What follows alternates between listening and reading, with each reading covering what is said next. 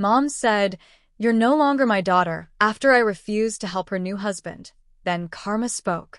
I never thought I would be betrayed by someone I loved, especially not in front of so many people. But there I was, standing in my childhood home, watching my mother's face transform into something I didn't recognize as she spoke those words that would haunt me forever. "You're no longer my daughter." The living room felt suffocating, filled with relatives who had gathered for what was supposed to be a celebration, my mother's wedding to her new husband, Richard. Instead, it became the stage for my public humiliation. The air was thick with tension, and every pair of eyes in the room was fixed on me, some filled with pity, others with judgment. It had started so simply. Richard had asked me to help him with something, a request that seemed innocent enough until I realized what he was really asking. The way he looked at me, the tone in his voice, the implications behind his words, it all made my skin crawl. When I refused, politely but firmly, I thought that would be the end of it. I was wrong. My mother's reaction was swift and brutal. In front of aunts, uncles, cousins, and family friends, she chose him over me. The daughter she had raised for 23 years suddenly meant nothing compared to this man she had known for barely 2 years. The hurt in her voice when she said those words wasn't directed at losing me. It was anger that I had dared to embarrass her new husband. "Camila has always been difficult," she announced to the room, her voice carrying that sharp edge I remembered from childhood arguments. "She's jealous that I found happiness again after her father left us." The lie hung in the air like smoke. Everyone knew the real story. That Dad had left because of her drinking, her constant demands, her way of making everyone around her feel small. But now she was rewriting history, painting me as the villain in front of people who had watched me grow up. My sister Maria, who had been standing beside the punch bowl, actually laughed. A short, cruel sound that cut through me like glass. That laugh told me everything I needed to know about where loyalties lay in this family. It wasn't just Mom's betrayal anymore. It was the realization that I had been standing alone for much longer than I thought. As I stood there, feeling invisible despite being the center of attention, I realized I had a choice. I could continue to let this define me, continue to be the scapegoat for my mother's poor decisions, or I could choose to change everything. The weight of that moment pressed down on my chest, making it hard to breathe. I left that house that day without saying another word, but something fundamental had shifted inside me. The hurt was still there, raw and bleeding, but underneath it was something else, something that scared and excited me at the same time. I didn't know how it would unfold, but one thing was clear. My life would never be the same again. Will I choose to stay silent, or will I take control of my own story? Walking away from that house, the memories came flooding back like a dam breaking. That moment in the living room wasn't the first betrayal, it was just the loudest one, the one that finally forced me to see what had been happening all along. I remembered being 14, when Mom promised to come to my school play.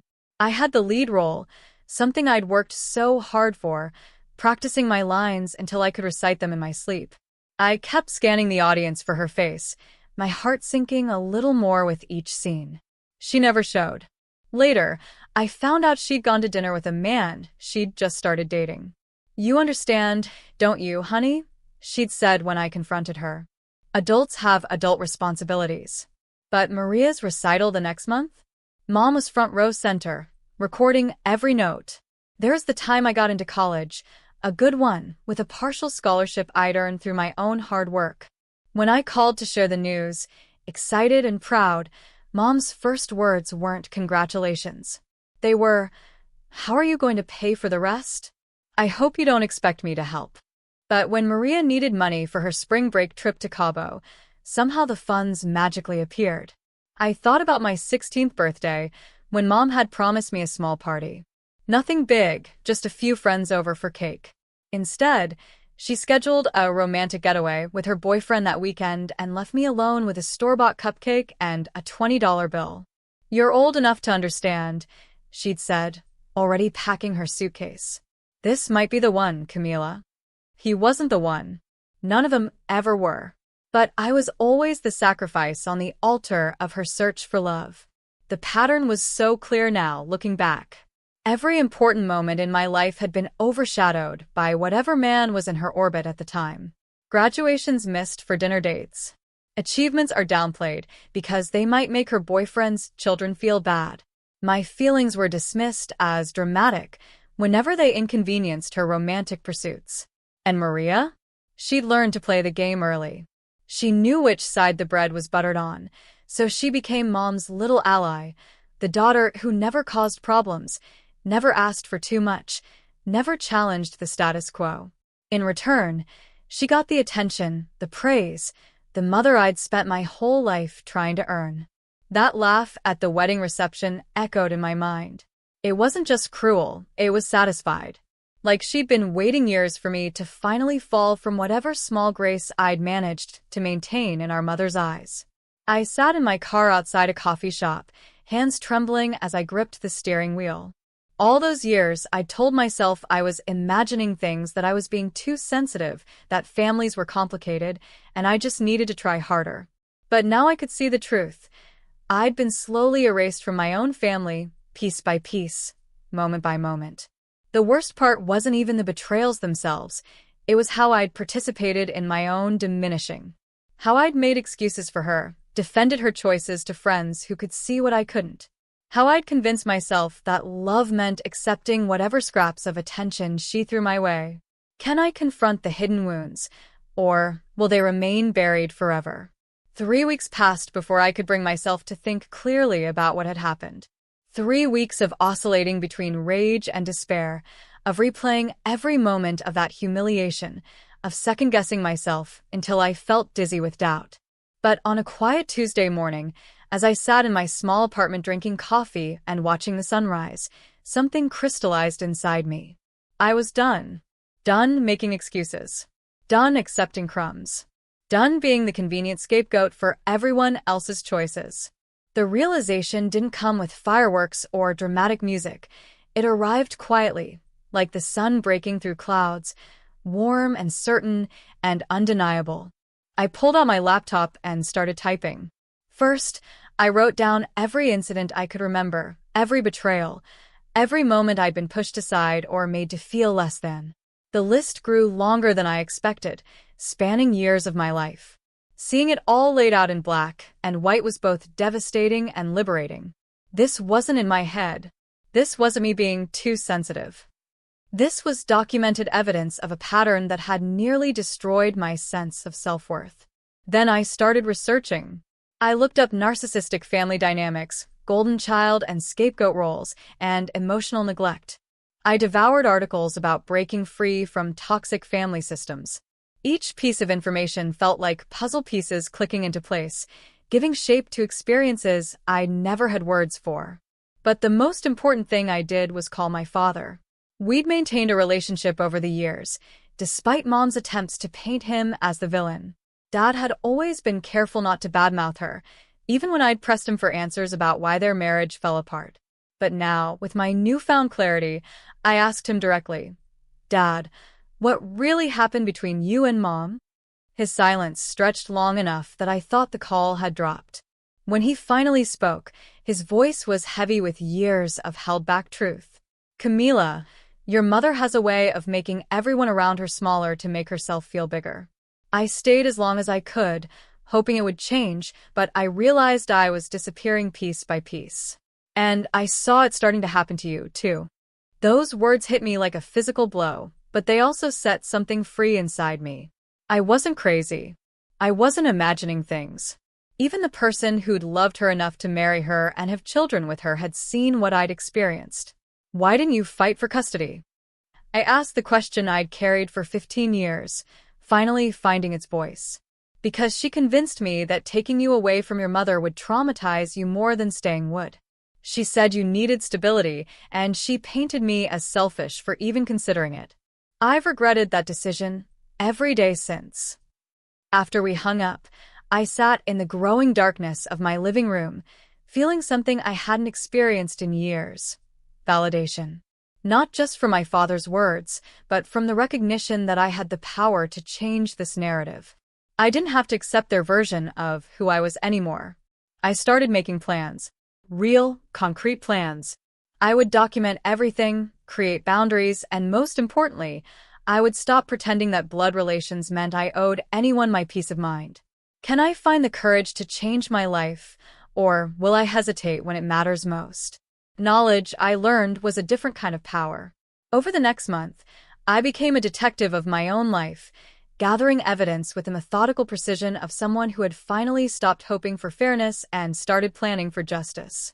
I started with social media, a treasure trove of contradictions and lies. Screenshots of Mom's Facebook posts about being a devoted mother, while I had clear records of her missing every important event in my life.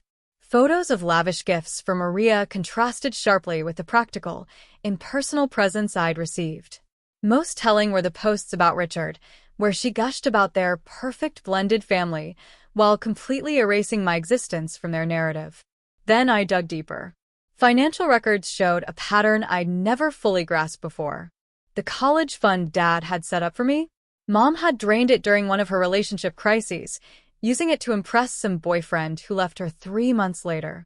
The inheritance from Grandma that was supposed to be split between Maria and me? Somehow it had all gone toward Maria's wedding while I got a story about unexpected expenses. I called my Aunt Carmen, Mom's sister, who had always been the family truth teller. Mija, she said when I asked about the inheritance, I tried to tell you, but your mother said you didn't want to cause drama. She said you were too proud to ask for help anyway. Another lie. Another manipulation. The pattern was so comprehensive it took my breath away. But the most powerful weapon in my arsenal turned out to be something much simpler. The truth. I started reaching out to family members who had witnessed that scene at the wedding reception.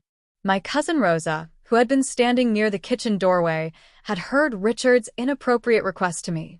Uncle Miguel had seen the whole confrontation unfold and had been uncomfortable with how Mom handled it. We all felt bad for you, Rosa admitted during a quiet phone call. But you know how your mom gets when anyone contradicts her. We didn't want to make it worse. That's when I realized the real scope of what had happened. My family hadn't been blind to the dysfunction. They'd been complicit in it through their silence. They'd chosen the path of least resistance, letting me absorb the damage to keep the peace. My plan crystallized. I would host a family gathering. A simple dinner party at my apartment, ostensibly to clear the air and move forward as a family. Mom would come because she couldn't resist the opportunity to play the wounded party, the misunderstood mother trying to reconcile with her difficult daughter. Maria would come because she never missed a chance to watch drama unfold. Richard would come because Mom would insist. And that's when I would present everything. Not in anger or emotion, but with the calm, collected presentation of facts that would be impossible to deny or twist. I would lay out the pattern of favoritism, the financial manipulations, the emotional abuse, all documented and witnessed. But more than that, I would give everyone else in the room the chance to finally speak their truth, to stop being passive observers to my destruction. I would create a space where silence was no longer an option. The invitation went out on a Sunday. Family dinner this Saturday at 7 p.m. Let's talk honestly about everything that's happened and find a way forward together. Simple, unthreatening, impossible to refuse without looking petty. Mom's response came within an hour. Of course, darling. I'm so glad you're finally ready to apologize and move past this childish phase.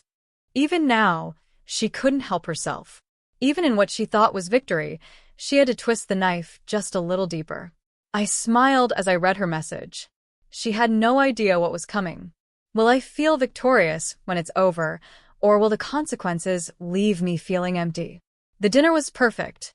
I'd made Mom's favorite dish. The irony wasn't lost on me, and set the table with the good china she'd given me when I moved out. The one gift that came with a subtle dig about, hoping I'd finally learn to entertain properly.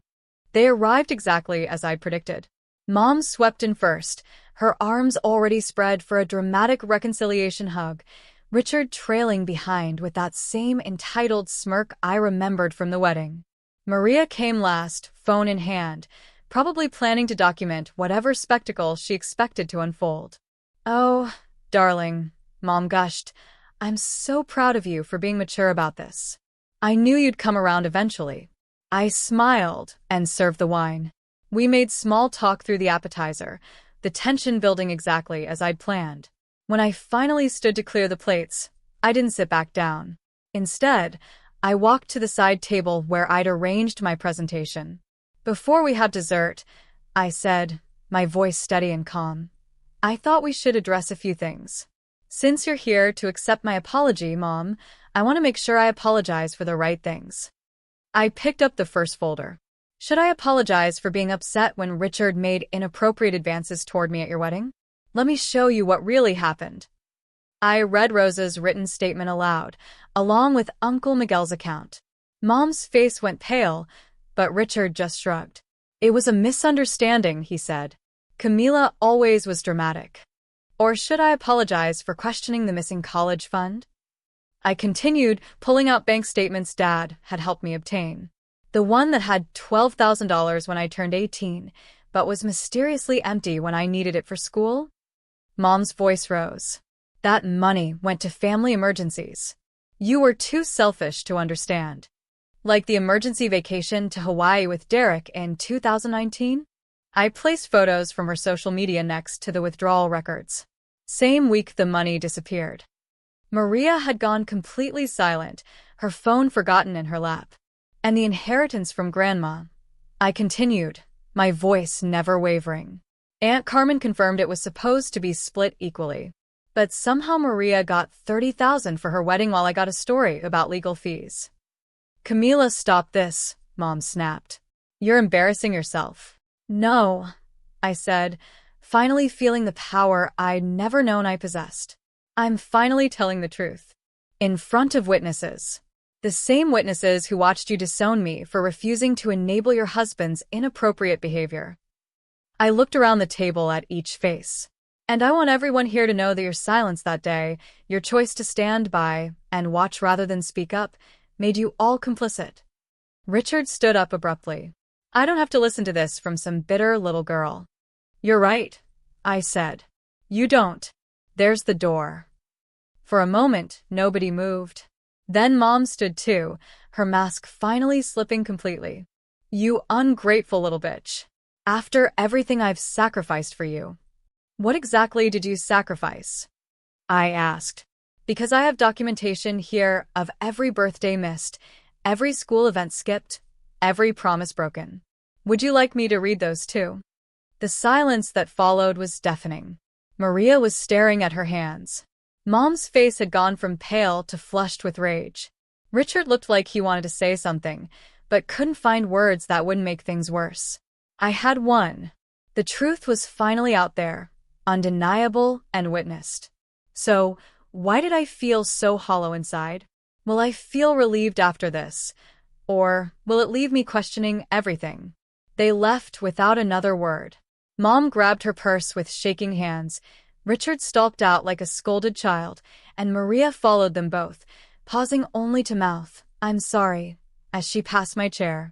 The door closed with a soft click that seemed to echo through my suddenly too quiet apartment. I stood there for a long time, surrounded by the debris of our family dinner. The evidence folders still spread across my coffee table, the half-eaten meal growing cold, the wine glasses bearing the lipstick marks of people who would probably never speak to me again. This was what victory looked like.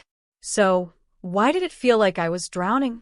I'd imagined this moment so many times during my weeks of planning. I'd pictured feeling liberated, vindicated, finally free from the weight of their manipulation. Instead, I felt like I'd torn something apart that could never be put back together, and I wasn't sure if that something was worth saving or if I was simply grieving the family I'd always wished I could have. The next few days blurred together in a haze of second-guessing. I'd wake up energized, remembering the look on Mom's face when she realized she couldn't twist the narrative this time.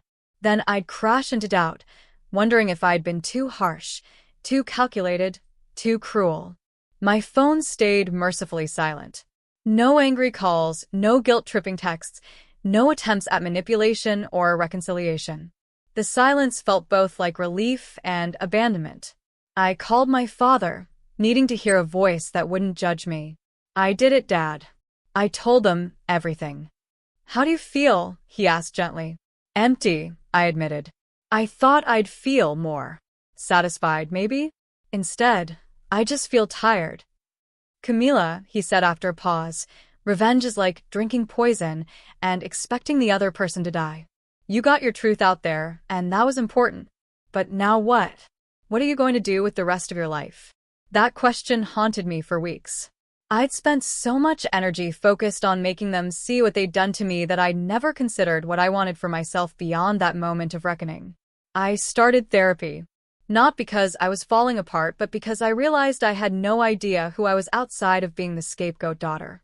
For 23 years, my identity had been shaped by their treatment of me. Now that I'd broken free from that role, I felt untethered, like an astronaut who'd cut the cord to their spaceship. What would make you happy? My therapist asked during our third session. The question should have been simple, but I sat there in stunned silence. I couldn't remember the last time someone had asked me what I wanted, or the last time I'd allowed myself to want anything beyond basic respect and acknowledgement. I started small. I bought myself flowers, not because it was a special occasion, but because I liked the way sunflowers looked in my kitchen window. I signed up for a painting class I'd been curious about for years. I accepted a dinner invitation from a coworker instead of automatically declining. But the biggest revelation came when I was cleaning out my closet and found a box of old journals. Reading my younger self's words, I could see the patterns so clearly. Page after page of self-doubt, of wondering what I'd done wrong, of trying to figure out how to be good enough to earn love I should never have had to earn. That little girl deserved more than revenge. She deserved to be happy. Has revenge really brought me peace? Or is there more healing to be done? 6 months later, I was standing in front of my first completed painting when it hit me. I hadn't thought about my mother in 3 days. Not because I was avoiding the memories or pushing them down, but because my life had become full of other things. Better things. Things that belonged entirely to me. The painting wasn't very good, a clumsy landscape with slightly lopsided trees, but it was mine. I'd created something from nothing, using colors I chose because they made me happy, not because they matched someone else's expectations or needs. My therapist had been right when she said healing wasn't linear. There had been bad days, moments when I'd catch myself crafting angry speeches I'd never deliver or checking social media to see if mom had posted anything about me. But those moments grew shorter and less frequent, replaced by something I'd never experienced before, genuine self-compassion. I'd learned to recognize the voice in my head that sounded like her, the one that criticized every choice I made and questioned every emotion I felt. When it spoke up, I'd respond the way I wish someone had responded to me as a child. You're allowed to feel that. Your feelings matter. You're doing your best. The shift was gradual but undeniable. I stopped apologizing for taking up space. I stopped second-guessing every decision. When a colleague complimented my work, I said thank you instead of deflecting or minimizing the praise. When friends invited me places, I accepted without worrying about being a burden. Most surprisingly, I started saying no without elaborate explanations. No to overtime that would interfere with my painting class. No to guilt trips from distant relatives who wanted me to be the bigger person and reconcile with mom. No to dating men who reminded me even slightly of the emotional unavailability I'd grown up with. The real breakthrough came when Maria reached out. A tentative text message 6 months after the dinner party. I know you probably don't want to hear from me, but I wanted you to know I've been thinking about everything you said. We met for coffee in a neutral location, both of us nervous and unsure. She looked smaller somehow, less confident than the sister who'd laughed at my humiliation. I knew it was wrong, she said without preamble. All of it. The way she treated you, the way I went along with it. I told myself I was staying out of it, but really I was just protecting myself. Her honesty was unexpected, and for a moment, I felt the old familiar anger rise up. But then something surprising happened. I felt sorry for her. She'd spent her whole life walking on eggshells, trying to stay on the safe side of mom's approval. In some ways, she'd been as trapped as I had been. I don't know if we can be sisters again, I told her. But I appreciate you saying that. I understand, she said. I just wanted you to know that you were right. About all of it. That conversation could have been a turning point toward reconciliation, and part of me expected to feel pressure to rebuild that bridge. But as I drove home, I realized something profound. I didn't need her validation anymore. It was nice to have, but my sense of self-worth no longer depended on anyone else acknowledging my truth. I'd started dating someone, a kind, patient man named David who listened when I talked about my family without trying to fix anything or offer unwanted advice. When I told him about the dinner party confrontation, he'd said, "That must have taken incredible courage. Not you were right to do it or they deserved it, but recognition of what it had cost me to stand up for myself." That's when I realized how far I'd come. I was no longer the woman who needed external validation to know her own worth. I'd learned to trust my own perceptions, to set boundaries without guilt, to choose people who added value to my life rather than drained it. The empowerment I'd thought would come from making them see their mistakes had actually come from something much simpler. Finally seeing myself clearly. Not as the difficult daughter or the scapegoat or the victim, but as a whole person worthy of love and respect just as I was. I found myself laughing more, crying when I needed to without shame, and feeling emotions without immediately analyzing whether they were appropriate or too much. For the first time in my life, I was living authentically, and it felt like breathing freely after holding my breath for decades. Am I ready to move forward, or is there still something I need to let go of? A year and a half after that dinner party, I found myself standing in the doorway of my new home. Not an apartment this time, but a real house with a garden where I could plant whatever I wanted. David was carrying in the last box, and I could hear him humming in the kitchen as he unpacked dishes. The house felt like a symbol of everything I'd built for myself, space that was entirely mine, filled with things I'd chosen because they brought me joy, not because they met someone else's standards or expectations. I'd received one more message from my mother a few months earlier. A brief text that said simply, "I hope you're happy." I'd stared at it for a long time, trying to decode the subtext, searching for manipulation or guilt. But eventually, I'd realized it didn't matter what she meant. What mattered was my answer. Yes, I was happy. Genuinely, deeply, peacefully happy in a way I'd never known was possible. My therapy sessions had moved from weekly to monthly, then to occasional check-ins when I needed to work through something new. I'd learned to identify and interrupt the old patterns of thought, to catch myself when I started minimizing my feelings or making excuses for others' behavior. The painting class had led to a small showing at a local coffee shop. Nothing grand or life-changing, just a few pieces hung on a wall with little price tags next to them. When the first one sold, that clumsy landscape with the lopsided trees, I'd felt a pride that belonged entirely to me. No one could take it away, diminish it, or claim credit for it.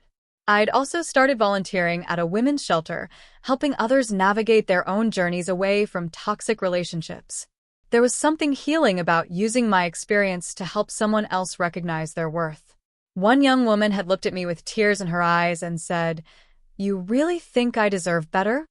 The question had broken my heart because I remembered asking it myself, and I'd been able to answer with absolute certainty. Yes, you do. David proposed on a Tuesday evening while we were cooking dinner together. Nothing dramatic or public. Just a quiet, "I love you exactly as you are, and I want to build a life with you," that felt more romantic than any grand gesture could have been. When I said yes, it wasn't because I needed someone to complete me, but because I wanted to share the wholeness I'd found. We talked extensively about family dynamics and boundaries before taking that step. He understood that our wedding would be small, intimate, free from the drama and manipulation that had characterized so much of my early life. His family had welcomed me with a kind of genuine warmth I'd thought only existed in movies, and I'd learned what it felt like to be part of a family that actually functioned with love and respect. Sometimes people ask me if I regret cutting ties with my family. The question used to make me defensive, as if I needed to justify my choice to protect my peace. Now I simply say that we all made our decisions, and I'm comfortable with mine. The truth is, I don't miss the drama or the constant walking on eggshells. I don't miss wondering if I'm good enough or trying to earn love that should have been freely given. What I thought was family connection had actually been trauma bonding, and real connection, the kind I have with David, with the friends I've chosen, with the life I've built, feels entirely different. I still think about that scared, hurt woman who stood in her childhood living room being disowned by her own mother. Sometimes I wish I could go back and tell her that it wasn't her fault, that she deserved better, that the best revenge would be living a beautiful life. But she figured it out on her own eventually. We both did. And now, standing in the doorway of my new home, watching the evening light filter through the windows I chose, I know with absolute certainty that I am exactly where I belong. Free, whole, and finally, truly at peace.